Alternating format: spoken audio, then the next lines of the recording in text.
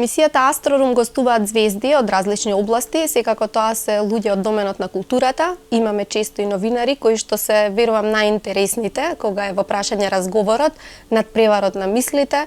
Така денес со нас е една навистина популарна во целиот регион новинарка, писателка. Нејзините мисли штом ќе излезат од неа, веднаш се прераскажувани, веднаш луѓето се поистоветуваат со нив, цврсто држи до своите ставови, редовно предизвикува бурни реакции и навистина одушевувачки како толку години успева да остане своја, да не ја поместат од нејзиното тежиште и да оствари такво видно творештво. Таа на сајмот на книгата имаше промоцијата на нејзината книга, последна на македонски јазик, и јас сега нема да должам, ќе ја представам господја Ведрана Рудан. Добре дојдовте. Hvala lijepa na lijepom predstavljanju, sve sam razumjela i malo ste pretjerali, ali ja bi odmah na početku, da ne zaboravim, naglasila da sam presretna što sam u Skopju i to nije kurtoazija. Jučer na promociji je bilo toliko dobrih vibracija, toliko žena koje su tako tople. Inače, ja nisam baš osoba koja se voli grliti i ljubiti, ali eto, ugodno sam iznenađena da sam naletjela na ljude koji su čak i mene upustili. И сакам да ве прашам, првото прашање е дали тоа што вас ве нервира, тоа што ви пречи, сакате да го практикувате, да сте јасни, концизни, кратки, да сте во фокусот на вниманието и можеби затоа одбирате промоциите да ги водите сами, таму каде што имате контрола. Pa ja sam kontrol frik, ja volim sve imati pod kontrolom, i muža, i djecu, i ljubavnika, i novinare, i TV voditeljice, i najviše samoj sebi vjerujem, jer ako pogrešim onda znam tko je kriv, tako da ja izbjegavam asistente gdje mogu, volim biti sama sa sobom. Eto, mislim da sam sama najbolja. Mislim, skromna sam žena, pa tako. Дали конечно дојдовте до рецептот како да се живее и да се преживее без, односно со стресот? Сите живееме стресно, но го бараме начинот како полесно да пловиме низ животот. Ja sam upravo došla od frizera, ja se nadam da se to i vidi. Frizer se zove Sreten i on me je naučio u mojoj 70. godini kako živjeti bez stresa. Ja do danas to nisam znala. On je rekao ovako, jer ja sam ga pitala zašto mi pada kosa. On je rekao od stresa i rekao je, ako je problem nerješiv, baš te briga. Ako je rješiv, riješit će se. Prema tome, ja sam zahvaljujući Makedoniji naučila kako živjeti bez stresa. Sad će se moj blog tako zvati. Животот е немилосрден за интелектуалците, за индивидуалците, а вие сте еден репрезентативен примерок за тоа. Како успевате, бидејќи вашата грешка има тежина од слон, сите се навикнати на перфекција, дека вие имате контролата, дека вие сте тие кои што упатувате критики. Како се носите со критиките и со она што сте наметнале такви високи критериуми? Ja mislim da mene nitko ne kritizira. Oni koji nešto napišu na blogu bezazleno, koji put se nasmijem do suza šta oni meni nude i šta mi poručuju, ali ja imam dojam da sam uvijek u pravu. Moji kriteriji su moji. Dakle, ja znam kad sam dobra u nastupu, kad nisam, kad sam dobra u tekstu, kad nisam, ja znam. Ako ja mislim da sam dobra, briga me za kritike. A ako ja mislim da sam loša, uvijek dobijem najbolje kritike, pa opet se uredim. Tako da... Имате во животот искуство, радиско искуство, новинарско искуство. Дали се сменија состојбите во денешно време или се уште работите функционираат како во минатото? Штом некој има различен став, дека тој не е добар за општеството? Ali mene uopće ne zanimaju tuđi stavovi. Ne zanima me šta ljudi misle. Ja imam blog na kome pišem, doduše nešto je sad crknuo pa ga popravljamo, ono što ja mislim. I ja uvijek pišem sebi. Nikad ja ne mislim da sam ja dragi Bog ili Che Guevara ili ne znam vaš predsjednik države koji čuje da je pobjegao, da sam uvijek u pravu. Ja razgovaram uvijek sama sa sobom, što zvuči prepotentno, ali tako je. Dakle, sve što napišem, pišem sebi. I to je to. E sad, da li neko misli da sam ja, a misle da sam luda, da sam prestara da bih pisala psovke, govorila psovke, da sam žena koja je ružna, da sam žena koju treba... Sve je to njihov problem. Mene to ne dodiruje, ja znam tko sam ja. Ja sam žena koja misli da je jako pametna. Evo, to bi bilo to. Вечна тема ви се мажите, најчесто во негативен контекст. Вие на промоцијата повторно кажавте не се јасни, нека одговорат дали кога ќе ви посакаат онаа работа, тоа е комплимент или сакаат да ве навредат. Pa ja u principu imam problema sa muškarcima, mužjacima, ne muškarcima, jer svi mužjaci su za mene neprijatelji i zločinci. I ja mislim da i ubojice najčešće u Hrvatskoj, žena. I ja mislim da to nije problem. To su moji jasni stavovi i to je jedini pravi recept kako žena može izaći na kraj sa mužjacima. A onih 5 muškaraca koji vrijede, ja ih sve imam doma. To je moj muž, moj sin, moj zet, moj posinak, ne znam ko je 5. Od unuka? Od vnucite? Da, unuka je žensko. Žensko. Da, tako. 4 muškarca, najbolja na svijetu, imam ja doma, a ove druge neka žene ubijaju. Кога би требал некој да ве одглуми на филм, бидејќи знам дека сте во процес на пишување на автобиографија, ми падна на памет, мислејќи што да ве прашам во ова интервју, би сакале да сте Дајан Китон, бидејќи многу неодоливо ме подсетувате на неа, од филм на Вуди Ален или Мерил Стрип, филмот кој што ви е очигледно инспирација и во вашата книга правите алузија костурите на округот Медисон или во режија на Клинт Иствуд. Pa to je veliki kompliment za mene. Ja volim i jednu i drugu glumicu. Ovu prvu manje volim jer ju jako voli moj muž.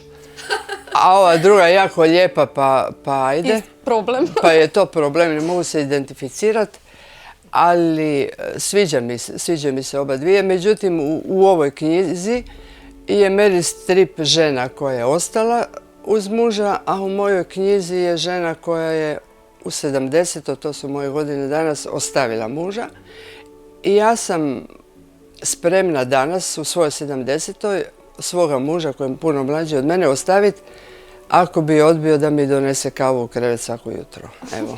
Вие вчера на пресконференцијата никој не оставивте на мира, сите не прашавте онака непријатни прашања, ама мислам дека преживеавме. Добра беше македонската публика, се снајдовме некако. Makedonska publika je bila odlična.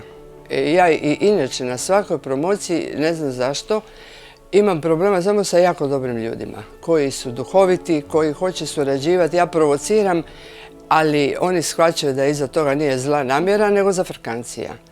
I tu je, sinoć je bilo posebno živa ženska publika, jer ja uglavnom pišem za žene, iako su tamo i muškarci bili koji su kasnije kupili knjigu i bili su izuzetno kooperativni. Nisam se nadala, jer obično nikad ne znaš šta te čeka. Во оваа книга имате 2 триаголници кои што се испреплетуваат. Дали кај вас формата кога пишувате книга дојде спонтано, од искуство, или секогаш размислувате каков ќе биде костурот на книгата, па така добро да ги движите ликовите внатре? Овде имате 2 крајности. Една жена млада која што верувам дека со вашето одење низ годините станувате поблиски до младата жена, а ги споменувате маните на возрастната жена, она што сте биле предходно, па сте ги воочиле во текот на животот. Ja sam vam pisac kratke forme i meni je uvijek problem napisati roman, a roman svi hoće. I svaki moj roman je patchwork. Svaki moj roman ima jednu nit, ali je tu više priča. Tako da ja nemam u glavi nikad unaprijed šta će se dogoditi. To je više priča i meni tako lakše. Da ja moram napisati samo jednu priču, ja bi poludila. Tako da tu je 5 priča, zapravo veže ih jedna nit, pa je to roman, ali to nije pravi roman, jer ja pravi roman ne znam napisati. Ne mogu ja, ko što ne mogu pola sata govoriti ili napisati tekst od 3 stranice. Tako da ja pokušavam nekako, izdavači inzistiraju na ovome romanu jer misle da se to bolje prodaje, iako nije istina. I onda ako izdavač traži roman, ja 5 priča lijepo povežem i evo ti roman. Izdavač onako ne zna ni razliku šta je šta. I tako da snalazim se. Dobro. To. Nemam neki specijalni plan. I u biti likovi pišu moju knjigu. Ja sjednem i sad likovi mi onda diktiraju. Ja ću biti takav, a ja ni ne znam ko su ti ljudi. Sad, dosta dugo, već 3 godine nisam napisala novu knjigu i nemam nikakvu inspiraciju, jer uživam u životu. Mislim da mi odmiče vrijeme i da moram... volim prirodu, volim muža, volim šetnje, volim djecu, volim unuku. Čak volim i kuhati rižot. I čini mi se da je pisanje knjiga gubljenje vremena.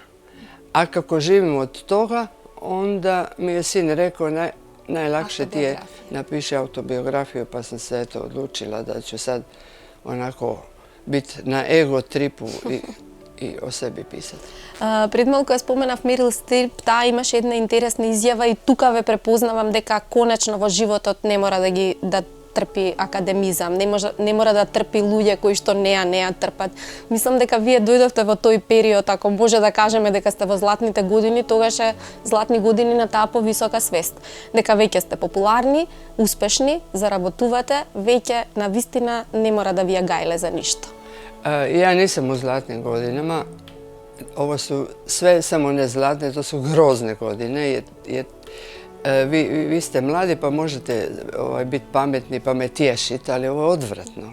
Tijelo se raspada, svaki dan vas nešto boli. Mene sad ovo oko mi titra, noge me bole, kičma me boli. Mislim kako, da li se držati ravno, da li ću dobiti migrenu, da li ću dobiti napadaj panike. Starost je odvratna, nema tu sa zlatom nikakve veze. Zato тргнавте пари на страна и сте решени дека кога ќе дојде моментот ќе одите во Швајцарија да ви направат еутаназија? Тоа е вистина? Apsolutno, ali ja bi i sad već napravila eutanaziju, ali mi muž ne da i djeca mi probleme stvaraju. Jer šta te čeka kad imaš 70? Čekate 75 sa kemoterapijama, srcem, fibrilacijama, doktorima. Mislim, koji je to život? Tako da sam ja opsjednuta samoubojstvom.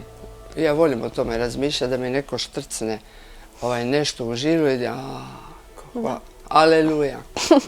Јавно зборувате за Хрватска да се отвори втора онкологија, за Србија. Јасно ви е што се случува, сите тие бомби, осиромашен ураниум, овие држави што се помина, веројатно нема светла иднина по однос на здравјето. Денес е најголемо достигнување да останете здрав и во главата и во телото.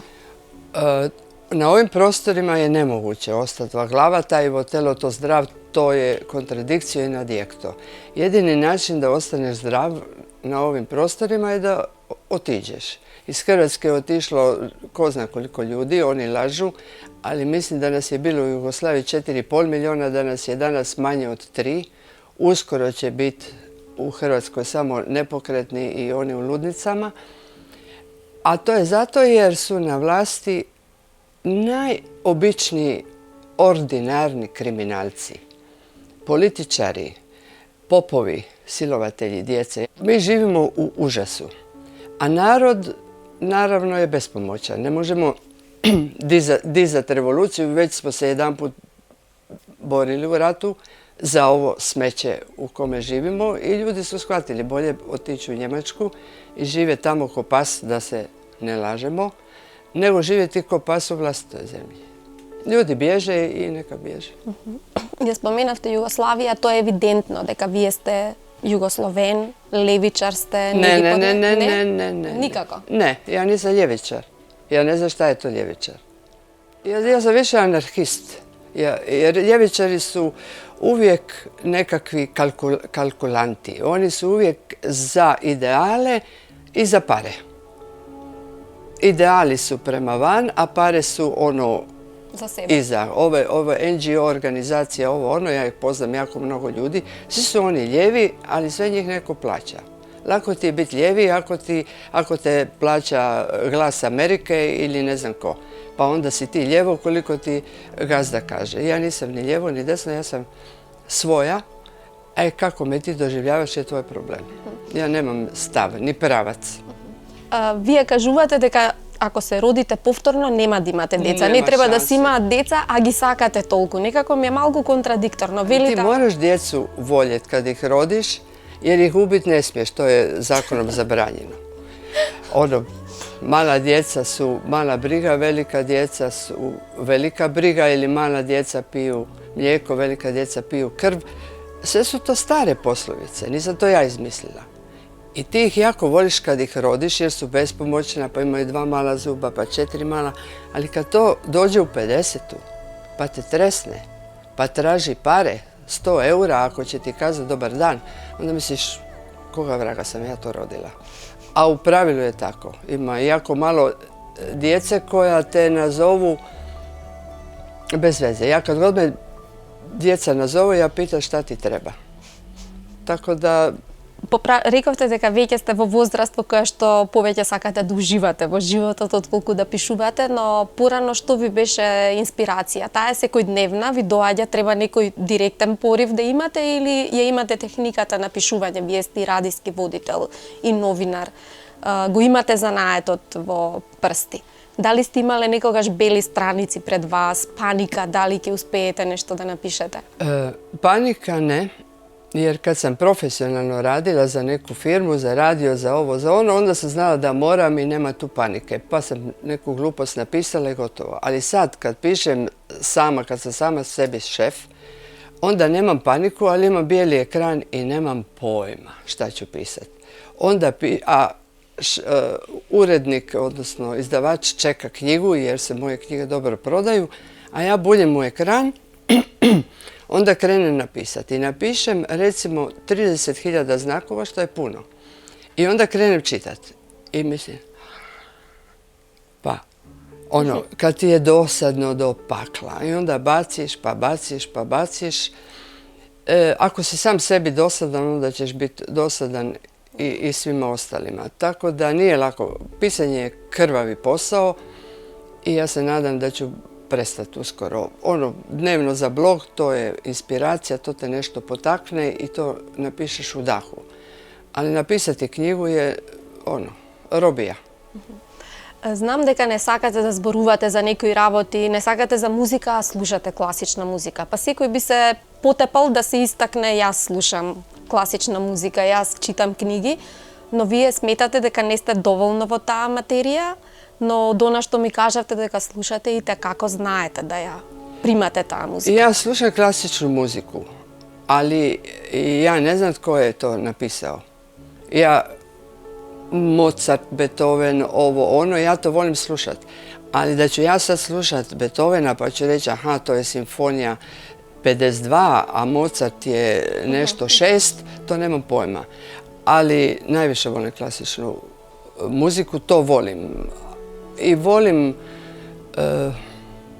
klasičnu, volim šansone i volim te pop pjevače kao što je recimo Arsen Dedić koji nije nekakav veliki muzičar, možda nije, ili veliki kompozitor. Možda. Da, možda je, a možda i nije. Ja njega volim, onda volim Boru Čorbu koji je fenomenalan tekstopisac, iako je usput još i četnik, s vremena na vrijeme, ali mene to ne smeta. Ako četnik ne reže glave okolo, nego samo pjeva bedastoće, taj dio me ne zanima, ali ovo djevojka sa naslovne strane ili pogledaj dom svoje Anđele, ja odmah žile režem i ne zanima me to što je recimo nekakav pjevač dobar desničara, ovaj neki ljevičar, to me ne zanima. Ako si dobar, u poslu si dobar i briga mene. Вие неодамна предизвикавте лавина реакции кога кажавте нешто за Нотр-Дам. Изгоре, исто така кога се сите против Вучич во Србија, вие го фалите затоа што го споменал осиромашениот ураниум. Со тоа покажувате дека на вистина не ви е гајле што ќе кажат останатите. Vučić. Meni je Vučića ja ne volim. Ja volim svoga muža i svoju djecu, koju opet volim jer nemam kamo pobjeći. Ali Vučića su neki Srbi izabrali. I kad bi ti Srbi imali dobru opoziciju koja bi ponudila neki program protiv Vučića, Ja nisam za Vučića, ja nisam ni za koga. Ja bi prva rekla, dajte dečki, cure, maknite ga, ubijte ga, radite. Ali opozicija je gora od njega. To je skupina nekakvih divljaka i loših pjevača i loših glumaca. U Srbiji, koji u Hrvatskoj, o Makedoniji ništa ne znam, o Srbiji znam manje nego u Hrvatskoj, vi nemate opozicije. Imate ove na vlasti koji su kriminalci, a imate ove koji bi htjeli doći na vlast koji su latentni kriminalci, koji će biti kriminalci. I sad, kako ćete vi izabrati između tolikih lopova nekoga? Mi definitivno na Balkanu nemamo nikoga za koga bi čovjek mogao reći ovo je pošten čovjek. To su sve lopovi. I tu je taj moj problem. Со вас имаат проблеми и новинарите, односно вие со нив. Едни од најгледаните емисии, сите ги фалат, вие си одите незадоволни, велите дека се дно каде што сте настапиле. Што најмногу ве нервира кога некој ќе ве покани на разговор? Што е она што ви крева косата на глава? Pa ja izbjegavam medije, jer uglavnom me zovu, kao i sve druge, zovu me u snimane medije. Onda vi nastupite, pa ono najbolje što kažete vam on izražu. I onda ispadneš budala, veća nego jesi. Onda često dođeš, ja sam išla u jednu gledanu srpsku emisiju, pojma nisam imala šta me čeka jer mi je voditelj me prevario, rekao je da će biti 2 književnika. Ja sam mislila dobro idem tamo lupetat o literaturi i to se mora, ali je to se pretvorilo u politički cirkus o Srbiji, o NATO-u, o ovome, onome. Dakle, bila sam izmanipulirana i bila sam jako nesretna i nastupom i cijelom tom pričom. I nisam mogla k sebi vjerovat kad sam ja drugi dan izašla na cestu, kad su 3 smetlara meni oko vrata skočili i rekli živjela Srbija, vi ste najveća Srpkinja. Ja gledam šta je ovo? I onda sam vidjela da su moji kriteriji nešto drugo. To je bila najgledanija ta emisija u povijesti emisije.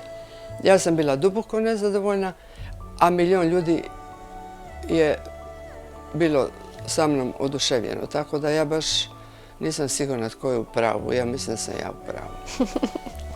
Како и секогаш.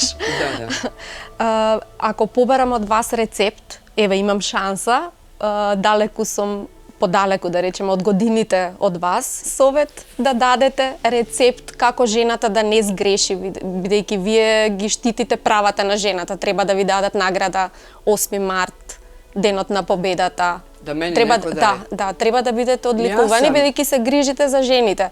Самата сте супервумен и како да се спасиме? Ja sam žena koja nikad u životu nije dobila nikakvu nagradu, osim u 1. razredu za priče o Titu.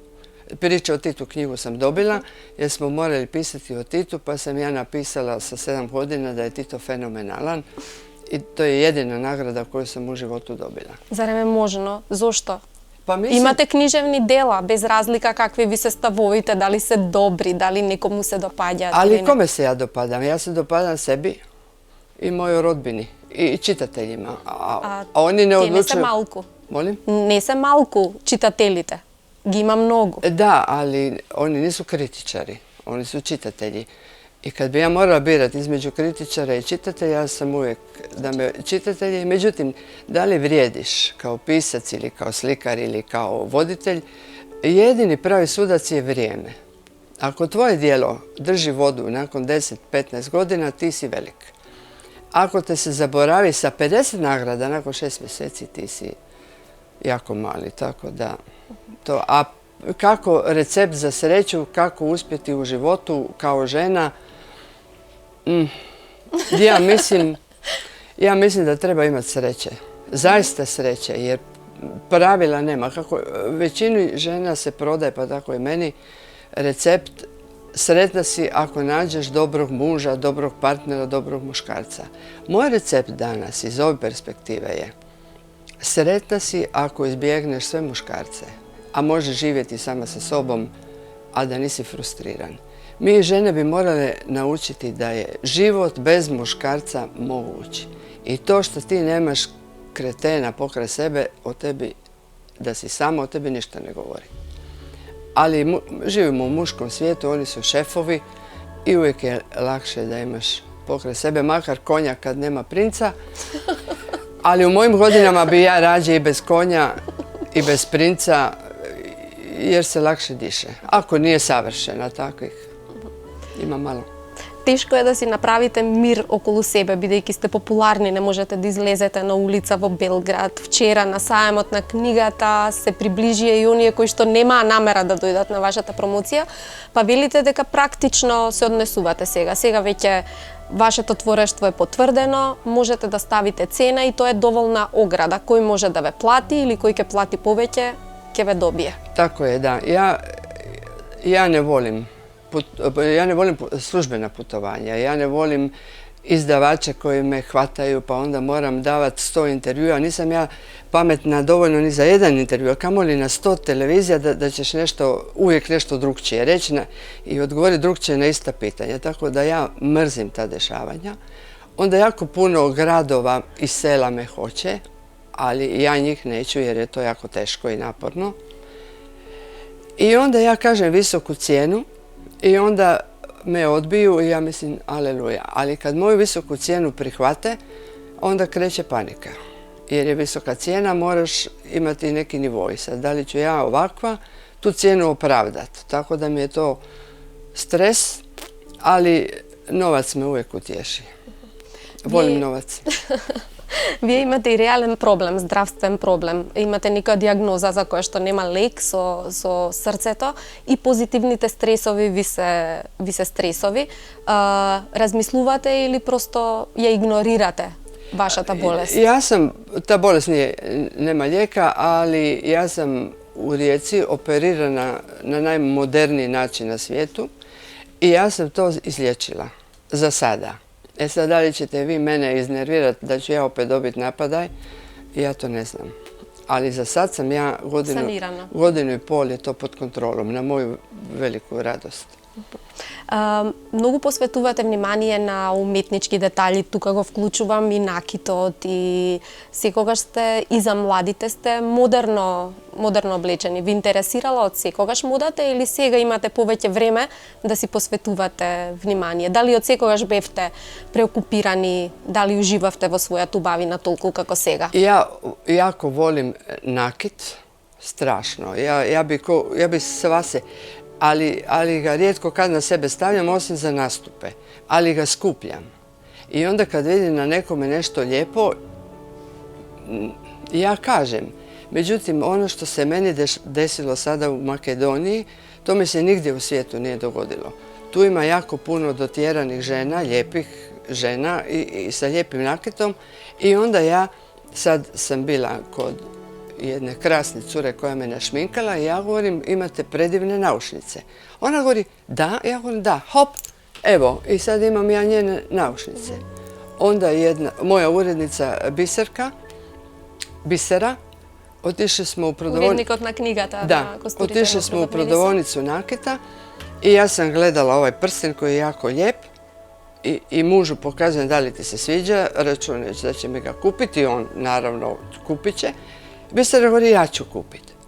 Pa, mislim, odjedanput ja mogu samo po Skopju hodat i ženi govori, ti još kako imate lijepo ovo, ono, ja ću doći doma sva nakićena. Pa тоа гледам дека тие наушници не ви одговараат со ланчето, мислам дека ова моето повеќе ќе ви одговара со тие. Ako ćete mi dati, ja ću, ali da li vi sad tražite da ja od Sokoličke, pazite, Sokolička je naša, kako se zove, Dijana Sokolić, ona je jedna od najpoznatijih kreatorica nakita na svijetu. Dobila je 1 milion nagrada. Прекрасно, уникатно е. I sad, pošto sam ja u Makedoniji, teška srca, ću se ponašati kao Makedonka. Teška srca. Vidite kako se... Ovo vi go davam bezrezervno, znači ne očekujem... Vidite kako se to teško otvara. Ja ću vam to pokloniti. Ali znam da ćete vi mene i laka makedonska srca pokloniti ovo i nakon snimanja ja računam da ćete vi mene moju vratiti. Ako može, da. Сега уште малку ќе глумиме финоќа.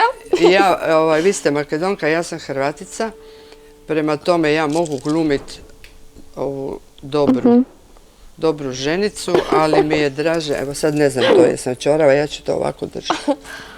Убаво ви стои. Да. Да. И повеќе ви одговара со наушниците, Vama јасно stoji и за мене. jako ružno vam to stoji. Ja se nadam da ćete se predomisliti. Добро. Jako ružno. Da. Кажете ми, ова не ви е прв превод во Македонија, меѓутоа е на вистина прекрасен преводот. На Весна Бендевска, уредник е Бисера Бендевска, ја споменавте и верувам дека нема да биде последна објава за Арсламина. Зашто третманот од оваа издавачка куќа предпоставувам дека беше на нивото на вашата вредност. Ja ću vam sad iskreno reći. Imam, nevjerojatno, ali u Makedoniji je izdano 5 mojih knjiga. I ja se nadam da će ta kuća izdat moju iduću knjigu, ali ako bude uskočila neka druga kuća koja će me bolje platiti, ja ću otići. A lojalnost? Ne. Ja sam lojalna svakome ko me dobro plati. Ja sam koliko me platiš, toliko sam ti lojalan. Eto, tako da to bi bila poruka ovom izdavaču. Plati pa uživaj u meni. Eto, ja se nadam da će mi ova emisija pomoći da mi digne cijenu kod izdavača. Iskreno se nadevам, da. Јас ме чуди, Риека е прекрасна, Опатија, бидејќи таму има познат фестивал за класична музика, каде што јас сум настапувала. И обично тие луѓе покрај море се многу помеки, затоа вие во моите очи добивате повеќе поени, дека можете да бидете толку импулсивни, толку полни енергија, адреналин. Покрај море такви луѓе како да не екзистираат, како да потекнувате од сред Балканот од овие простори. Ali vi o Primorcima ništa ne znate. Ne? Ne. Primorci su vrlo zatvoreni, vrlo isključivi, vrlo strogi prema strancima i za Primorce, a ja sam iz Opatije, postoji samo novac. Šta je bitno? I ako vi dođete pa platite, oni će vam se smijati od uha do uha. Ako ne platite, neće vas vidjeti. Nikad vas neće prihvatiti. I nikad vas neće pozvati na kavu. Tako, ja sam iz toga kraja. A šta je karakteristično za Primorce je da su odlični glumci. Tako da sve ovo što sam ja tu rekla, to je dobra ili loša gluma. Јас ќе одам фрейм по фрейм да видам дали некаде има искрено чувство, а верувам дека има многу моменти. To ćete se namučiti. Iskreno je samo ono što sam rekla o Makedonkama i o djeci i o muškarcima. Pa puno toga je bilo iskreno. Da. Izvukli ste to iz mene tako. Glumite jednu dražesnu gospodičnu, a zapravo ste pametniji nego sam ja mislila da jeste. Благодарам многу за овој разговор. Сакам да ви ја подарам книгава од Вуди Ален, меѓутоа таму позади вас гледам Е баш ме заболе книга. Не. Јас мислам дека тоа за вас... Е баш ме заболе, ја вам не волим простоте, приватно не, само мои... Значи ќе би било грешка. Да, а ово е силователј, па исто неću. Тогаш, кога ќе завршиме емисијата, тука има голем избор, ќе одберете нешто што... Ја ću неку дјечју книгу. Тогаш, бајките од Македонија, мислам дека би бил вистинскиот избор. To je pravi izbor za moju unuku, a ovaj silovatelj ne dolazi u obzir. Тогаш, специјално за вас, ќе ви ги подариме бајките од Македонија и верувам дека ќе имате што да му читате на вашето внуче. Ja se nadam da ću idući put doći sa unukom koja je... Prije nego sam išla ovamo je tražila po internetu šta je Makedonija. Ne, ona je našla na internetu smiješne izreke makedonske. Ja sam mislila da je to zatvor, a ona je rekla da je to bolnica. Ja ne znam šta je to sobata na kukulele. U nekoj sobi. Iskreno, verovatno. Za sad sam ja samo se veselila u makedonskoj sobi. Благодарам многу за разговорот. Добро е дека добро поминав, како знаете вие да ставите некого во машина. Ќе видиме како ќе помине интервјуто, јас верувам ќе биде гледано и дека ова не ни е последна средба, туку следниот пат нема да ме одбиете. Ja se nadam, hvala lijepa na pozivu, pozdrav svim Makedonkama i nekom Makedoncu i ne zaboravite mi vratiti ogrlicu od Sokoličke. Ветувам.